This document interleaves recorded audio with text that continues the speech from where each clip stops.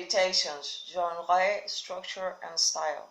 I suspect that Marcus would have been surprised, and perhaps rather dismayed, to find himself enriched in the modern library of the world's best books. He would have been surprised to begin with the title of the book ascribed to him. The long-established English title, Meditations, is not only not original, but positively misleading, lending a spurious air of resonance and authority quite alien to the haphazard set of notes that constitute the book. In the lost Greek manuscript used to the first printed edition, itself many generations removed from Marcus' original, the work was entitled to himself, Eis Hiaton. This is no more likely than Meditations to be the original title, though it is at least a somewhat more accurate description of the work. In fact, it seems unlikely that Marcus himself gave the work any title at all, for the simple reason that he did not think of it as an organic whole in the first place. Not only was it not written for publication, but Marcus clearly had no expectation that anyone but himself would ever read it. The entries include a number of cryptic references to persons or events that an ancient reader would have found as unintelligible as we do, while I contemporarily might have recognized some of the figures mentioned in the Meditations. No ancient reader could have known what was the letter that Rusticus wrote from Sinuessa, what Antoninus said to the customs agent at Tusculum, or what happened to Marcus at Gaeta. Elsewhere, Marcus reflects directly on his role as emperor in terms that will be quite irrelevant to anyone else. We find him worrying about the dangers of becoming imperialized, reminding himself to speak simply in the Senate, and reflecting on the unique position he occupies. From these entries and others, it seems clear that you of the text is not generic you, but the emperor himself. When you look at yourself, see any of the emperors. How are we to categorize the Meditations? It is not a diary, at least in the conventional sense. The entries contain little or nothing related to Marcus' day-to-day life, few names, no dates, and with two exceptions, no places. It also lacks the sense of audience, the reader over one's shoulder, that tends to characterize even the most secretive diarist. Some scholars have seen it as the basis of an unwritten larger treatise, like Pascal Pensées on the notebooks of Joseph Jouret. Yet, the notes are too repetitive and in a philosophical sense too elementary for that. The entries perhaps bear a somewhat closer resemblance to the working notes of a practicing philosopher, with Weinstein's Zettel, say, or Cahiers by Simonville. Yet here, too, there is a significant difference. The Meditations is not tentative and exploratory like notes of Wittgenstein or Weil, and it contains little or nothing that is original. It suggests not a mind recording new perceptions or experimenting with new arguments, but one obsessively repeating and reframing ideas long familiar but imperfectly absorbed. Perhaps the best description of the entries that is suggested by the French scholar Pierre Hadot. There are spiritual exercises composed to provide a momentary stay against the stress and confusion of everyday life. A self-help book, in the most literal sense. A revealing comment in this context is Meditations 5.9, where Marcus reminds himself not to think of philosophy as your instructor, but as the sponge and egg white, the relief ophthalmia, as a soothing ointment.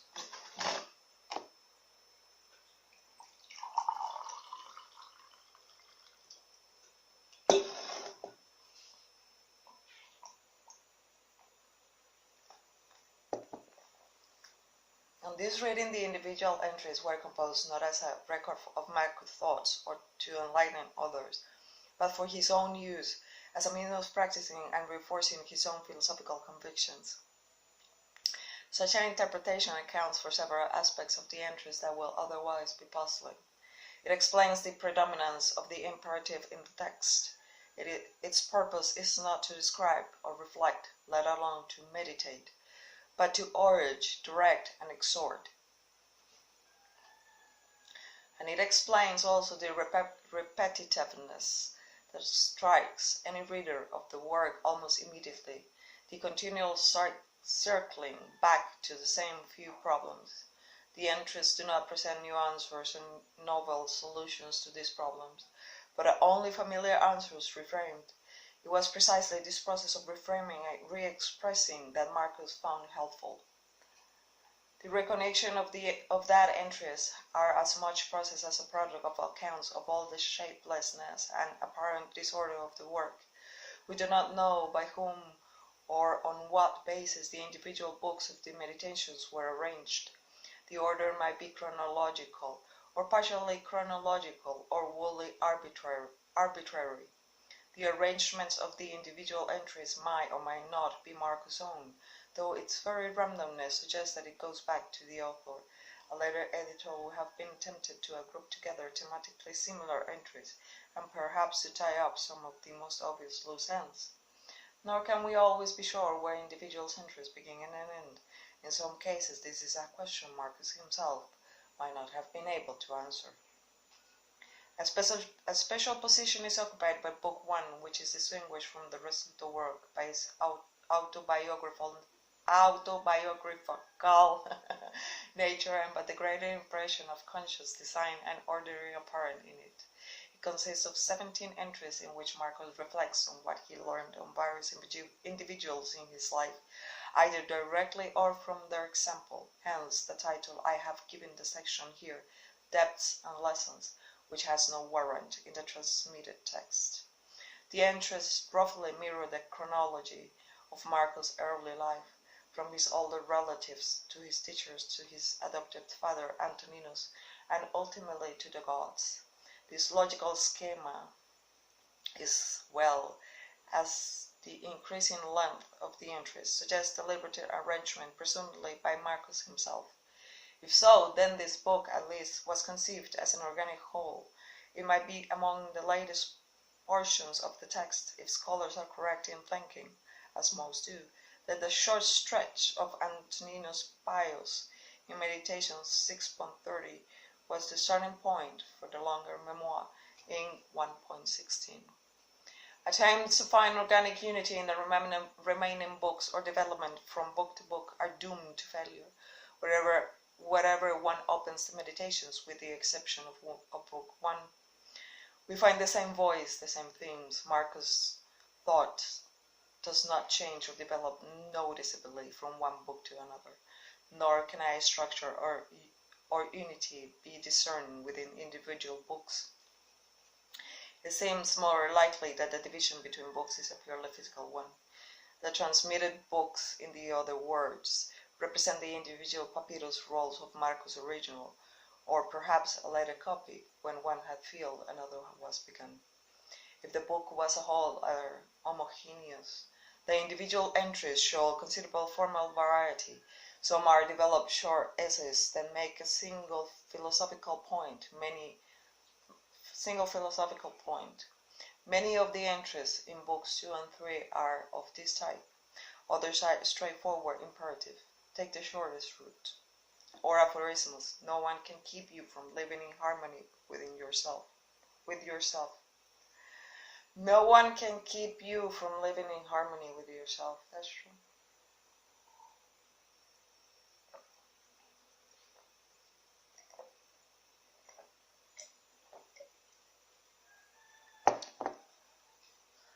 Sometimes Marcus will list a number of basic principles in catalog format.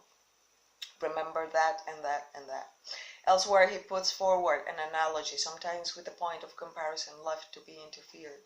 Thus human lives are like many lumps of incense on the same altar, or like a rock thrown in the air. 17. In other cases, the analogy will be made explicit. Have you ever seen a severe hand or foot? That's what we do to ourselves when we rebel against what happens to us. Others present a kind of formal meditative exercise, as when Marcus instructs himself to imagine the age of Vespasian or Auguste's court, and then to compare the imagined scene with that of his own time. Portions of two books, 7 and 11, consist simply of quotations. Some entries appear to be rough drafts for others. Several of the raw quotations from tragedies in Book 7 are incorporated in much more polished Meditations 11.6. The significance of some entries remains completely obscure. Some critics have known what to make of notes like character, dark, womanish, obstinate, or they don't realize how much is included in stealing, sewing, buying. The entries also differ considerably in the degree of artistry they display. Some entries are a little more Marcus notes or reminder to himself, the philosophical equivalent of phone doctor reaptitudes, but others are highly literally. Marcus wrote a man trained in the rhetorical techniques for the 2nd century. His thoughts naturally took the impress of his training and intellectual milieu, even when he was writing for himself alone. The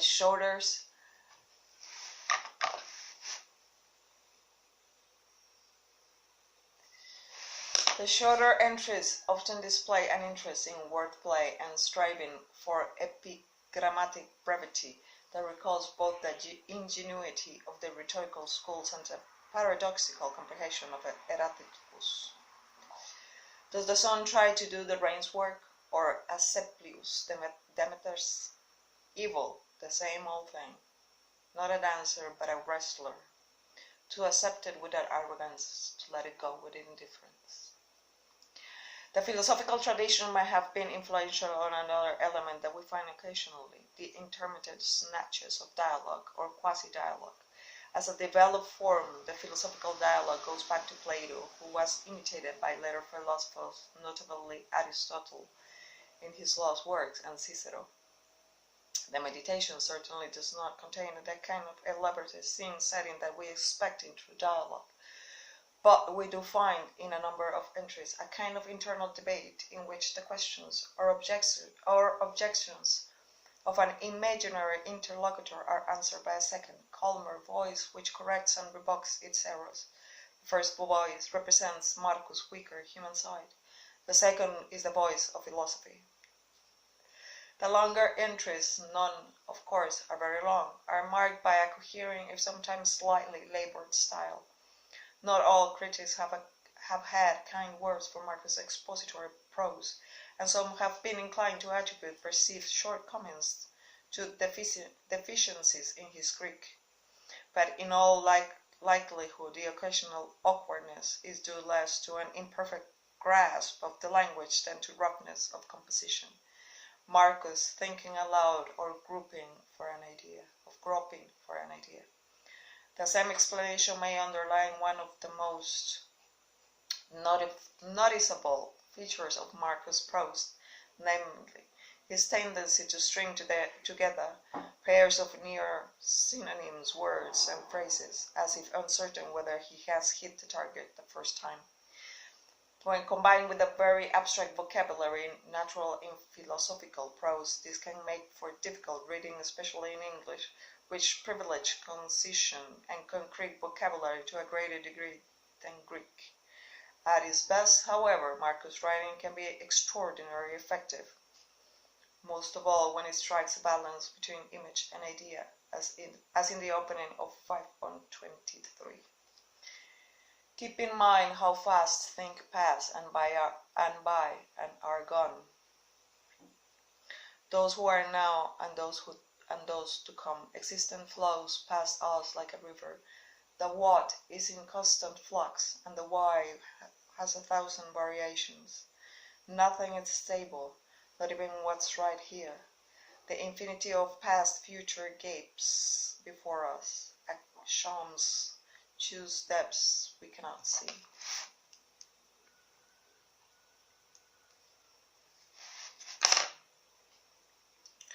This particular topic, the transience of human life, the constant change that shapes and informs the world, is a recurring theme in the meditations, as well as we shall see. It is one whose treatment owes as much to literally as to philosophical models, and as much to Marcos' own character as to Stoic doctrine. Recurring themes. To try to extract a sustained and coherent argument from the meditation as a whole will be an unprofitable exercise. It is simply not that kind of work. It will be equally fruitless to try to read autobiographical elements into individual entries. To take 9.42 as a referring to the revolt of Avidus Cassius, for example, or 10.4 as a reflection of Commodus. All the more so since so few of the entries can be dated with any security.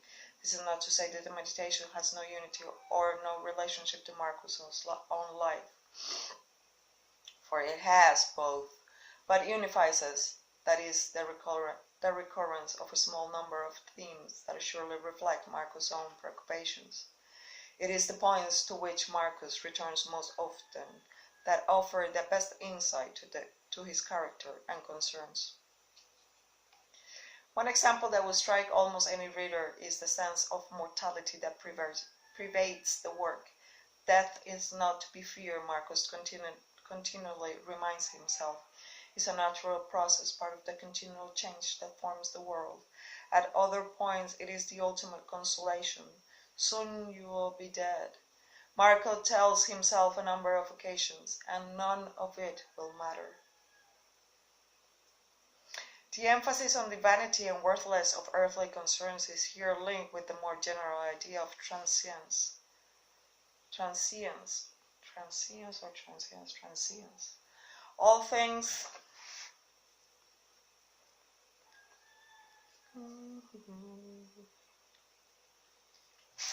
All things change or pass away, perish, and are forgotten. This is the burden of several of the thought exercises that Marcus said himself.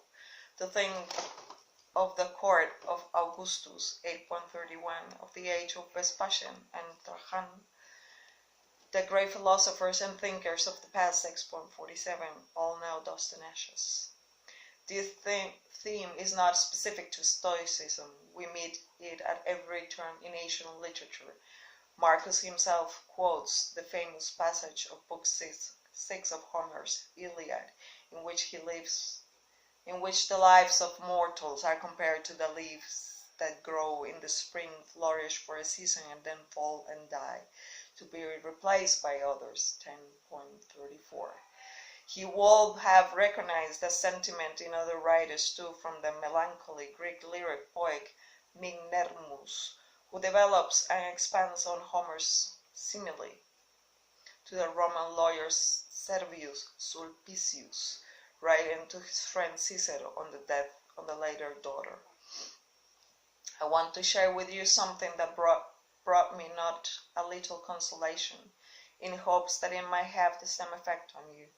On my way back from Asia on the voyage from Aegina to Megara, I gazed at the lands we passed. Aegina was behind me, Megara before me, Piraeus on the starboard side, Corinth to port, towns which flourished once upon a time and now lie fallen and in ruins before our eyes. And I say to myself, alas, and will you, Servius, not restrain your grief and recall that you were born a mortal? Believe me, the thought was no small consolation to me. This is not a point modern grief counselors will be inclined to dwell on, but is one that Marcus will have understood perfectly, and in its appeal to him casts light on both his character and his background. Marcus might have been a Stoic, but he was also a Roman, influenced not only by Licino and Chrysippus, but by Homer and Virgil. Virgil is nowhere mentioned in the Meditations, and in a Greek work will hardly be quoted or allude to, but there is a note of melancholy that runs through the work that one can only call Virgilian. Other concerns surface as well. A number of entries discuss methods of dealing with pain and bodily weakness of other sorts.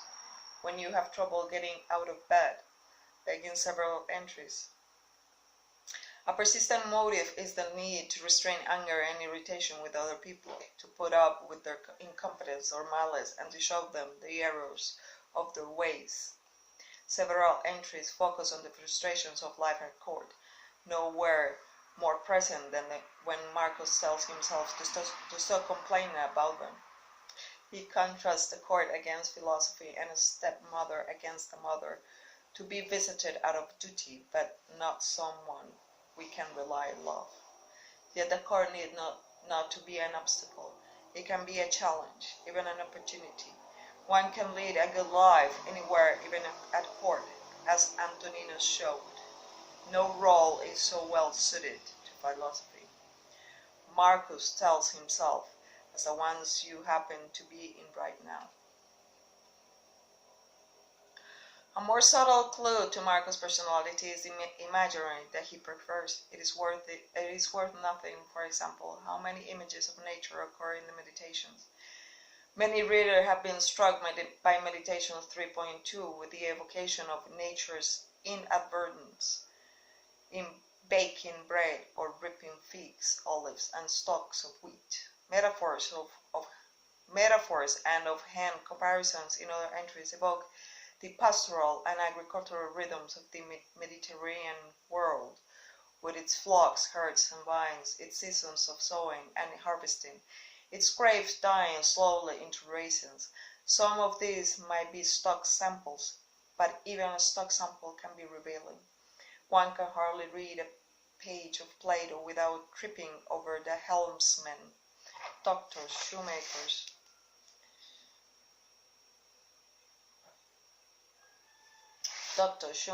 and other craftsmen who populated ancient Athens. Such figures are much rarer in Marcus.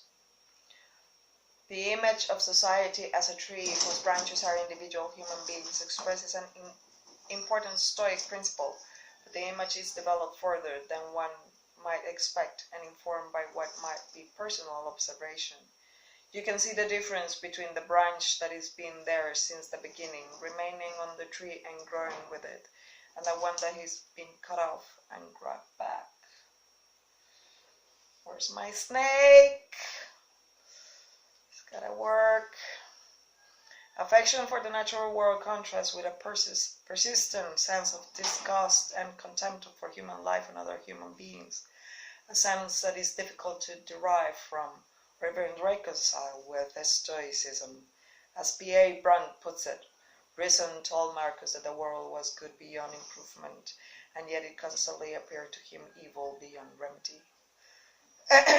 The courtiers surround him are vain and obsequious, while the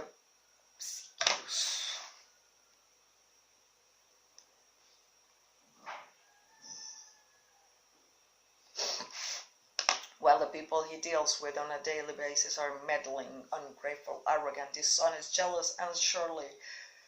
One of the most frequently recurrent points in the meditation is the reminder that human beings are social animals, and if this was the point Marcus had a particularly hard time accepting. Oh my God, Vito! That God's care for mortals, he reminds himself, and you, on the verge of death, you still refuse to care for them. There is a persistent trait of pessimism in the work. The things we want in life are empty, stale, and trivial. Dogs snarling at each other, quarreling children laughing and then bursting into tears a moment later. Trust, shame, justice, truth, gone from the earth and only found in heaven. Why are we still here? Images of dirt appeared in several entries. The world around us resembled the baths, oil, sweat, dirt, grayish water, all of it disgusting. If Marcus contemplates the stars, he does only in order to wash off the mud of the life below. And the objective analysis Marcus prizes often shades over into depressing cynicism in the modern sense of the term. Disgust at what things are made of, liquid, dust, bones, filth. or marble as hardened dirt, gold and silver as residues, clothes as hair, purple dye as shellfish blood, and all the rest. The human body itself is no more than rotting meat in a bag. Despise your flesh, a mess of blood, pieces of bone, a woven tangle of nerves, veins, and arteries. Perhaps the most depressing entry in the entire work is the one in which Marcus urges himself to cultivate an indifference to music. As one scholar has observed, reading the Meditations for long periods can be conductive of melancholy, and even those who love the book cannot deny that there is something impoverished about the view of human life it presents. Matthew Arnold, whose essay on the work reveals a deep respect and affection for Marcus, identified the central shortcoming of his philosophy and its failure to make any allowance for joy, and I think that is a fair criticism. Marcus does not offer us a means of achieving happiness, but only a means of resisting pain. The Stoicism of the Meditations is fundamentally a defensive philosophy. It is the noteworthy of how many military images recur from references to the soul as being posted and stationed to the famous image of the mind as invulnerable fortress. Such images are not unique to Marcus, but one can imagine that they might have had a special meaning for an emperor whose last years were spent in warfare and a journey far from home. For Marcus' life was a battle, and often it must have been seen what in some sense it must always be a losing battle. There are also a handful of points in the text where we have glimpses of a different frame of mind, most obviously when Marcus refers to the gods. From a Stoic perspective, of the course, God or the gods, the terms are used interchangeably.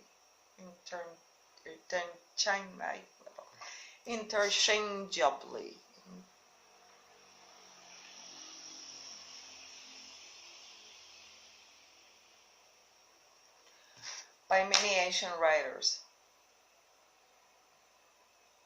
are merely conventional terms for what we might equally well call nature or the logos or providence or simply how things are. Marcus stresses the benevolence of things, of this power. What is divine must be good, surely, but it's clear that he also ascribes to its action that implacability with which Orthodox Stoic doctrine endows it. It is not easy.